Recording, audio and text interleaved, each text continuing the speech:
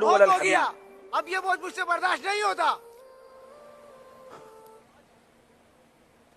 मुझे किसी का बोझ बनना भी नहीं है, नहीं बनना मुझे किसी का बोझ। मैं बोझ नहीं बनता हूं किसी पे, ना मुझे किसी का बोझ बनना है। बोझ बर्दाश्त कर लिया तुम लोगों ने मुझे, अब मैं बोझ नहीं बर्दाश्त कर सकते हैं मेरा। भूल गए, सब भूल गए उस वक्त को जिस वक्त में सबका बोझ बर्दाश्त करता था। आज कहते हैं बोझ बर्दाश्त नहीं होता हमसे। अस्सलाम वालेकुम। सलाम रहमतुल्लाह।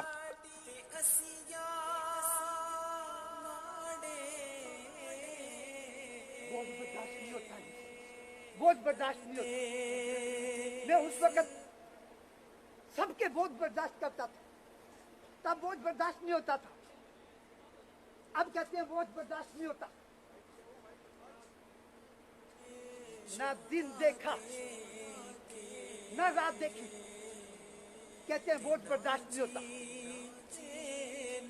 हद होती है। एक मिनट बाबा जी, आपको हमने एक माइक देना है इंशाल्लाह, आपकी बात ताकि लोगों तक पहुंचे। आप क्या कहना चाह रहे हैं? आप बार बार क्यों कह रहे हैं बोझ बर्दाश्त नहीं होता? हद होती है एक बात की। उस वक्त जिस वक्त सबके बोझ बर्दाश्त करता था, उस वक्त किसी ने नहीं बोला कि आप हमारे बोझ बर्दाश्त करते हैं। भूख के वक्त खाना देना मेरा फर्ज था, दिया। मैंने बोझ महसूस नहीं किया क्योंकि मेरा फर्ज था।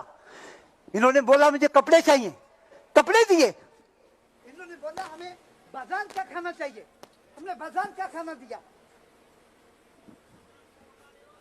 दुरूद पाक पढ़ लें, सल्लल्लाहु अलैहि हबीब सल्लल्लाहु अलैहि वसल्लम। आपके हाथ में रखें।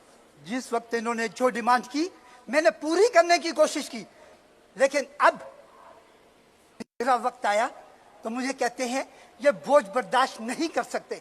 नहीं बनना मुझे किसी का बोझ, नहीं मुझे किसी का बोझ बनना। मैं अपना बोझ खुद बर्दाश्त करूंगा। आपको कौन कहता है कि आप बोझ हैं? 1 2 3 4 कितने लोग हैं? सारे सारे कहते हैं हम आपका बोझ बर्दाश्त नहीं कर सकते। अब मुझे किसी का बोझ बर्दाश्त करना भी नहीं है। बस जैसे तैसे मैं अपना गुजारा खुद करूंगा। नहीं मुझे किसी का सहारा चाहिए, अपना बोझ मैं खुद बर्दाश्त करूंगा। बस आप सिर्फ एक काम करते हैं। जी फरमाएं। कुछ पैसे देते हैं। अच्छा, क्या करेंगे आप पैसों का? पैसे देंगे तो फिर मैं आपको बताऊंगा। चलें, पैसे देता हूँ आपको। पैसे आप भी निकालें। अरे सबसे क्यों ले रहे हैं? मैं देता हूँ ना आप भी दें। मैंने रखे थे आपके लिए पैसे। जी जल्दी करें मुझे। जी चलो भाई, आप दे दो पैसे। मेरे पैसे पता नहीं कहाँ चले गए। ये ले लो, ये ले लो, ये आ गए, आ गए, आ गए, आ गए, आ गए। ये ले लो, इसमें डाल दें। इसमें डाल दो। बोरी में पैसे? इसमें डालें। क्या जमा कर रहे हैं इसमें? पैसा। क्यों बोरी में पैसे जमा कर रहे हैं? इसकी क्या वजह है? जब तक पैसा था तो तब तक मैं किसी का बोझ नहीं था। अब पैसा खत्म हो गया मेरे पास तो सबके लिए मैं बोझ बन गया। अच्छा, अब मुझे फिर से पैसा इकट्ठा करना है। इतना पैसा इकट्ठा करना है कि सब के सब रिश्तेदार मेरे रिश्तेदार बन जाए। वो मोहब्बतें जो पहले मुझे देते थे दोबारा मुझे दे। जो रिस्पेक्ट मुझे पहले मिलती थी मैं चाहता हूं कि अब मुझे रिस्पेक्ट वो दोबारा वापस मिले। सब मुझे भी इज्जत दे जिस तरह पहले देते थे। तो क्या था आपके बच्चे आपकी खिदमत नहीं कर रहे इन दिनों? खूब खिदमतें करवाई। अब मेरी बारी आई तो अब मेरा बोझ बर्दाश्त नहीं कर सकते। आपको मैं एक बात बताता हूं। जी, बचपन में वालिद का इंतकाल हुआ। छोटे छोटे 6 बहन भाई थे। खट्टे पे छोटी टाफियां लगा लगा कर मैं बेच बेच कर इनको पाल पोस के बड़ा किया, तालीम दिलाई इनको। फिर कारोबार शुरू किया आगे, यहां तक कि मैंने 6 भाइयों की और 2 बहनों की शादियां की माशाल्लाह। और आगे फिर उनकी औलाद हुई। उनकी औलाद को भी मैंने परवान अपनी कोशिश से अपनी मेहनत से कमाई करके खिलाया और उनको परवान चढ़ाया, आला तालीम दिलाई और उनकी शादियां भी मैंने करवा दी। अपनी औलाद नहीं थी, जितनी कमाई की 6-7 फैक्ट्रियां एक एक भाई के नाम पे मैंने लगा दी और उनको बोला तुम लोग अपना अपना हिस्सा लो, अब काम करो। चंद दिनों में खाकर खत्म कर दी फैक्ट्रियां। अच्छा, खून पसीने की कमाई थी मेरी, फट्टे पे रख के टासने बेचता था स्कूल के गेट के आगे, लेकिन वो चंद दिनों में खत्म कर दी। अब मैं अपने हिस्से की जायदाद भी उनको बांट दी कि तुम लोग अपना गुजारा करो, मेरा अगला मालिक। अब मेरा वक्त आया तो मुझे कहते हैं कि तुम हमारे पे बोझ बन गए। तब मैं बोझ नहीं था। जब ईद का दिन आता था मुझे कहते थे बाबा कपड़े चाहिए, मैं बनाकर देता। मैं उनको बोलता बेटा कौन से कपड़े चाहिए, जिस पे हाथ रखते मैं उनको लेकर देता। फिर कभी मुझे ये नहीं बोलता कोई बाबा तू भी कपड़े बना ले। एक दिन किसी ने बोल दिया बाबा तेरे जूते टूटे हुए, जूते ले लो। मैंने उनको बताया भी पिछली ईद पे तो लिए थे। बस इनकी खुशियां, इनके अरमान पूरे करता रहा, लेकिन मेरे दिल के अंदर क्या था सुनकर हैरानी होगी। वो दिन जिस दिन पानी के अंदर नमक डाल के सुरख मिर्च डाल के बीच में कच्ची और रोटी में खाता था, और इनके लिए जो भी खाना मांगते थे मैं ऑर्डर पे इनको लेके देता। नहीं बताता बेटा मैंने अभी थोड़ी देर पहले जो खाना खाया वो किस तरह का खाया था। इनकी आंखों में आंसू मैं नहीं देखना चाहता था, लेकिन आज मुझे जरूरत पड़ी है इनके सहारे की, तो हमें कहते हैं कि ये हम पर बोझ बन गया। मुझे नहीं बोझ बनना किसी पे। बस ना धूप देखी, ना रात देखी, ना बरसात देखी, ना मैंने गर्मी देखी, ना मैंने सर्दी देखी। मेहनत मजदूरी करके इनका पेट पाला। तो अब आप इसलिए पैसे जमा कर रहे हैं कि आप पैसे जमा करके फिर इज्जत कमाएंगे?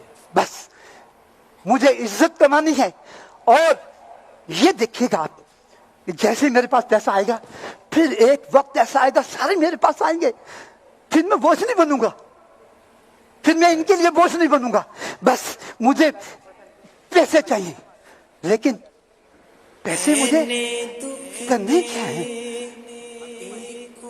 पहले जो पैसे थे वो भी तो ये खा गए ना। अभी इज्जत तो बन जाएगी, लेकिन ये पैसे ये तो इधर ही रह जाएंगे। उम्र इतनी हो चुकी कि अब और किसमें बांटूंगा ये पैसे में। ये पैसे भी नहीं चाहिए मुझे। बस मैं चाहता हूँ कि मैं किसी पे बोझ ना बनूं। नहीं, आप बोझ नहीं बनेंगे इंशाल्लाह। हम इंशाल्लाह किसी के बोझ आपके नहीं बनना बच्चों से, चाहता। आपके भाइयों से राब्ता करेंगे। किसी पे बोझ नहीं बनना आप अपना ये चाहता। लेके मुझे जाएं। ये पैसे भी नहीं चाहिए। नहीं, आप ये ले तो जाए ना। मुझे भी नहीं चाहिए पैसे। अरे बाबा ये ले तो जाए, चलो आगे ले जाए। चले आपका मैं बोझ। नहीं बनना चाहता बोझ किसी पे। मैं नहीं बनना चाहता किसी को बोझ।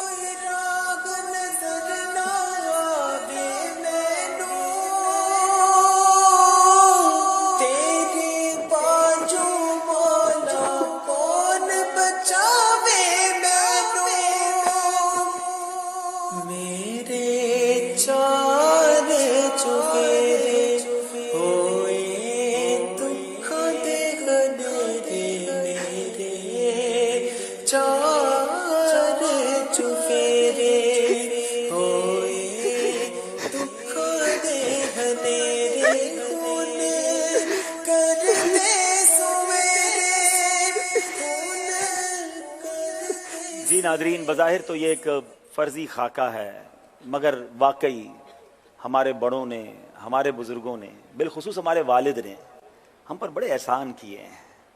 हमें पाल पोस कर बड़ा किया, अपनी ख्वाहिशात को मारा और हमारी ख्वाहिशात को पूरा किया। मगर जब यही बच्चा बड़ा होता है तो बाज़ औक़ात कहता है कि बाबा जी अब आप हमारी प्राइवेसी में मुतासिर हो रहे हैं, हमें अब आपकी ज़रूरत नहीं है।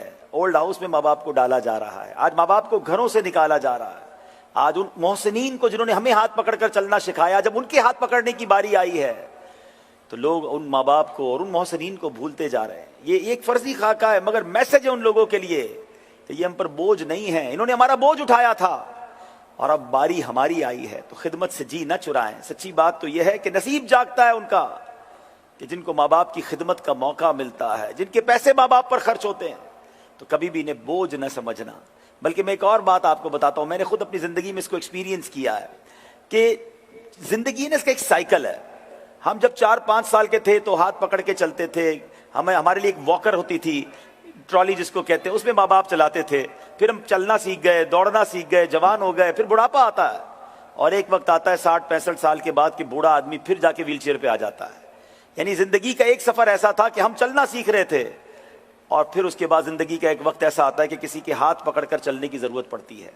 तो अब अगर ऐसी स्टेज पे हमारे वालिदैन या बुजुर्ग आ जाए ना, तो हमारा काम है कि हम उनकी खिदमत करें, उनकी दुआएं लें, उनका हाथ पकड़कर जब चलने का मौका मिले। मैं वो मंजर नहीं भूल सकता कि एक बार मुझे मौका मिला था अपने वालिद साहब का हाथ पकड़ के चलने का, तो मैंने अपने दिल में ये कहा कि एक वक्त था कि जब ये मेरा हाथ पकड़ के चलाते थे, आज मुझे अल्लाह ने ये मौका दिया है, तो जब भी ये मौका मिले तो उसको बोझ ना समझें। अल्लाह करे कि जो लोग माँ बाप की इज्जत नहीं करते, माँ बाप का दिल दुखाते हैं और माँ बाप पर खर्च नहीं करते, उनकी खिदमत नहीं करते, वो आज के इस मुख्तसर से सेगमेंट से सबक हासिल करें। अल्लाह करे कि दिल में उतर जाए मेरी बात। नाजरीन,